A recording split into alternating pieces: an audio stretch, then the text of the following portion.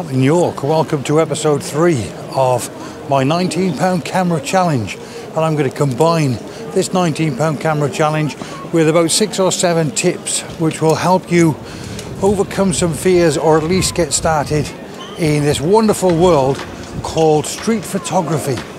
Bit of a combination, and the reason why I've combined these videos will become very clear very quickly.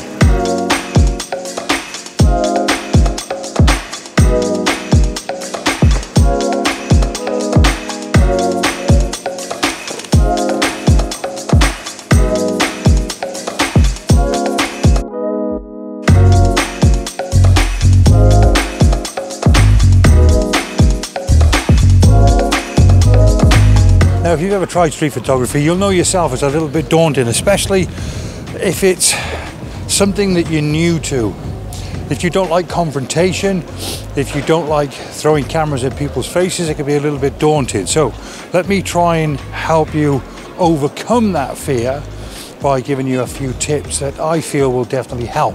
But first of all, before we start with those tips, let me just give you the correlation between this 19-pound camera challenge and the street photography video and the tips video that I'm currently making. Well, without stating the obvious, tip number 1, any camera will do. You don't have to go out and buy an expensive camera. Use the camera on your damn phone.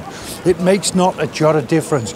Street photography, if ever there was a genre that's really about storytelling, then street photography is definitely it. It's the number one in my opinion, apart from obviously, you know, your war photography and stuff like that, with especially with what's going on in the world at this present moment in time. But yeah, any camera will do. So hence the reason why I'm making this tips video as part of this 19-pound camera challenge, because all the pictures that you'll see today are pictures that I am going to capture on a camera that I recently bought for £19. So if you're here just for the 19-pound camera challenge, then you might as well leave now, because spoiler alert, any camera will do. All right, let's get downtown, let's get some shots in the bag, and more importantly, let's talk you through some of these tips.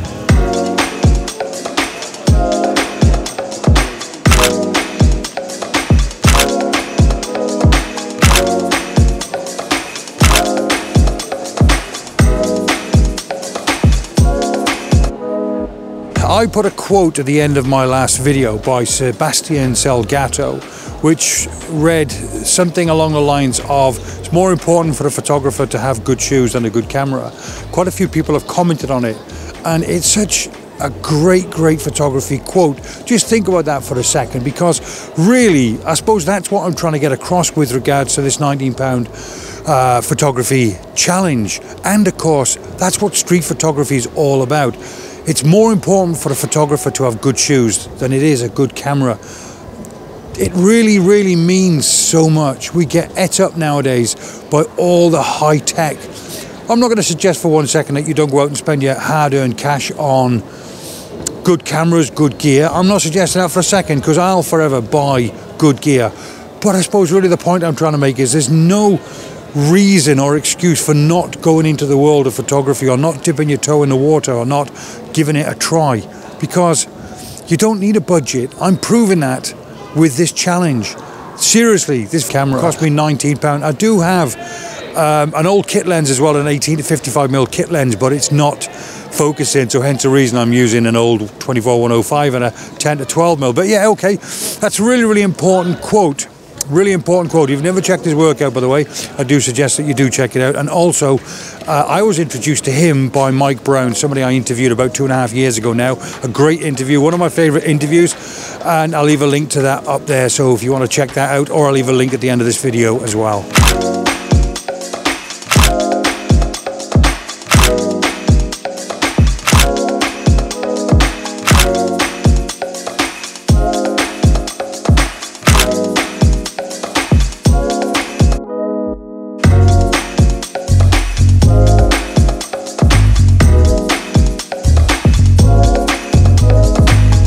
So when you think about getting into this hobby of street photography, I know you're going to do your research, and I definitely would suggest that you do, but just be very careful who you actually attempt to mimic. So research, go back and look at the greats. Look at things like Vivian Maier and Robert Frank and Joel Merowitz, Walker Evans, Helen Levitt.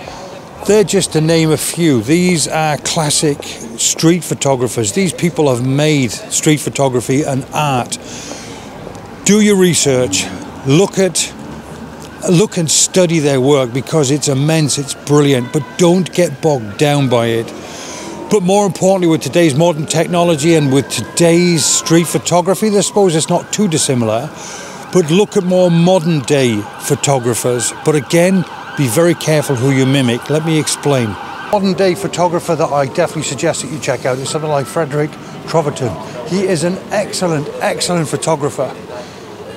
Modern day, love his work, it's really cool. Not only that, but he actually goes back and tries to emulate photographers from yesteryear, and I do suggest that you check that series out. My pal Gareth Danks as well, very good street photographer.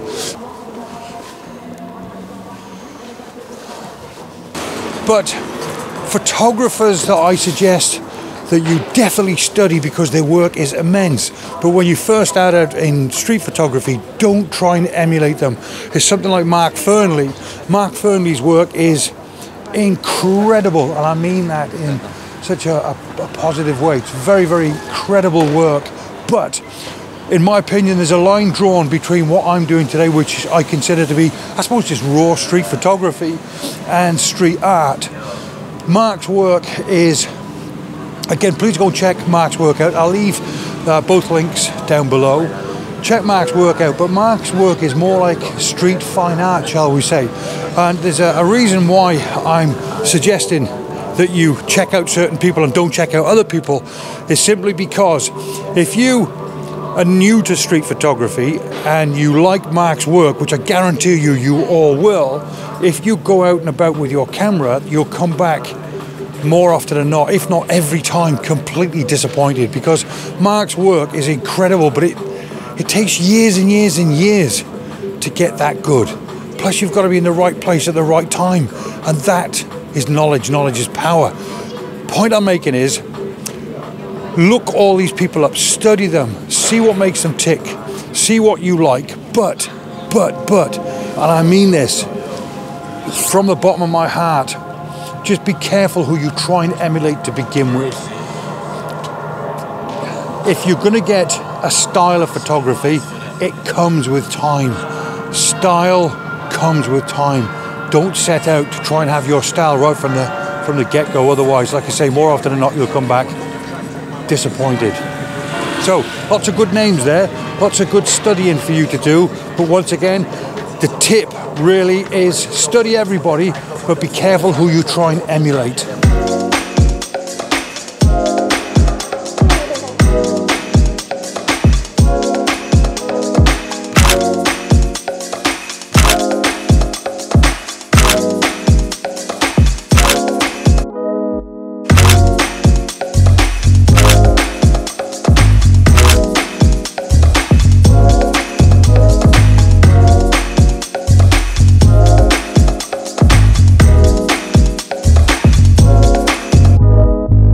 Tip number 3, choose your locations wisely.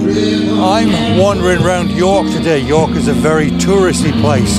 I can walk and talk with my camera, I can point my camera pretty much in people's faces, and apart from all the odd drunken idiot, and you do get them, no one bats an eyelid. Point your camera in somebody's face at your local village, or point your camera in somebody's face at your local town, and you might end up, or find yourself having a bit of a confrontation, and you don't really want that. So just come to a place like York, any touristy place. Go to the seaside where people aren't really interested, where there's lots of cameras everywhere, and people expect cameras, I suppose. Yeah, so tip number 3, choose your locations very wisely.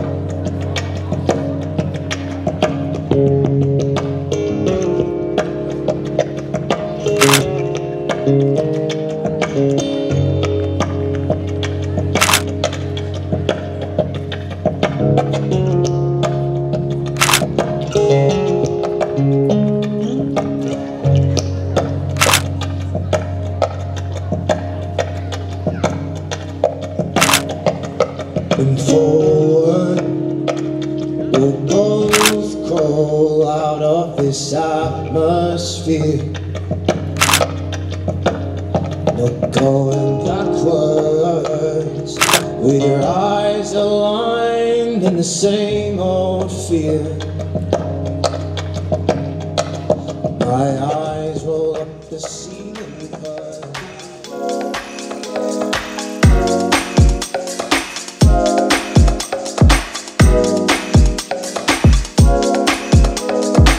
If you're new to photography, the last thing you want to worry about is your damn camera settings. So my recommendation to you, and it's only a recommendation, there's 1,000,001 reasons when you can go against what I'm about to recommend, but I'd certainly recommend this. If you can, switch your camera to shutter speed priority, switch your ISO to auto, and then take all your pictures at 125th of a second. If you want to freeze the action, then all you do is just increase the shutter speed, maybe 1,000th of a second, which will pretty much freeze anything. And if you want to start panning and blurring if any bikes come past, then you're able to just slow your shutter speed down to maybe 1/30th or 1/40th of a second. Just keep it simple.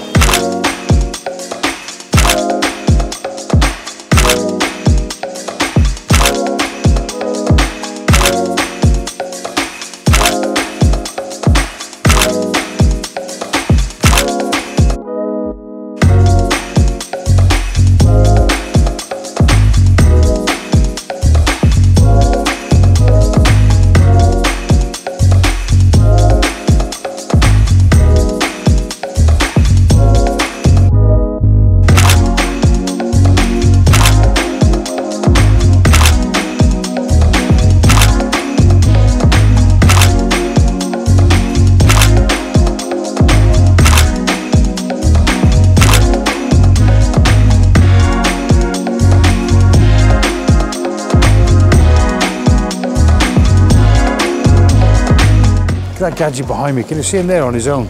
That's rather apt for tip number 6. Tip number 6 is story tell. Street photography doesn't have to be nasal photography. It doesn't have to be in your face photography, it really doesn't. Shoot wide open and tell the damn story. Story tell. There you go, that's a good one for you. Tip number 6.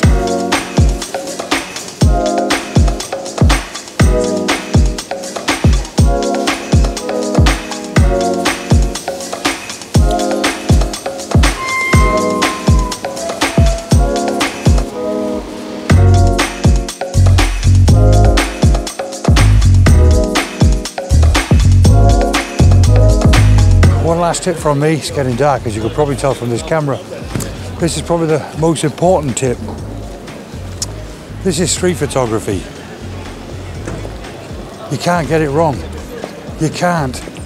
Just go out, take lots and lots of pictures, have some fun, and take some more pictures again. Like I said earlier, if you come away with one showcase image, then you've done really well. But don't get bogged down with what is and isn't street photography.